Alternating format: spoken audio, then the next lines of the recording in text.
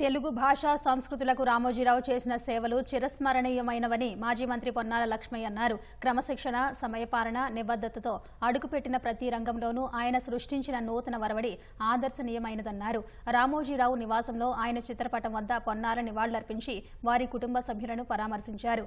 రామోజీరావు మరణం తనను దిగ్భ్రాంతికి గురిచేసిందంటూ తీవ్ర విచారం వ్యక్తం చేశారు.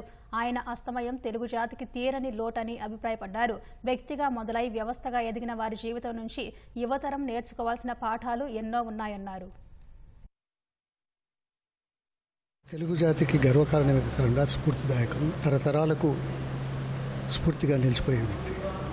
అక్షర యోధుడికి అశ్రునివాళులు అర్పించే అవసరం వస్తుందని నేను అనుకోలేదు. ఒక వ్యక్తి ఒక విధానపరంగా ఎదగడం ఈ సమాజానికి, తెలుగు జాతికి గర్వకారణం. నిజానికి, వాస్తవాలకు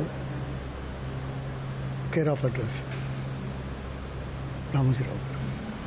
ఇది రాజకీయంగా నేను కలిసిన సమయంలో సామాజిక,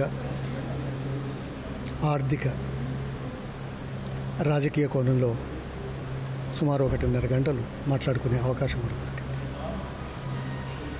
అవకాశాలు కల్పిస్తే, అవకాశాలు పొందగలిగితే ఆకాశం అంత ఎత్తుగా ఎదిగే వీలుందని రుజువు చేసిన వ్యక్తి. ఇది చిరస్మరణీయం.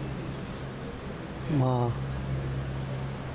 ఆలోచనలు, అభిప్రాయాలు శాశ్వతంగా ఉండిపోతాయి. వాటికి రూపకల్పన చేసి సమాజాన్ని చైతన్యపరచాలని చేసిన వారి కృషి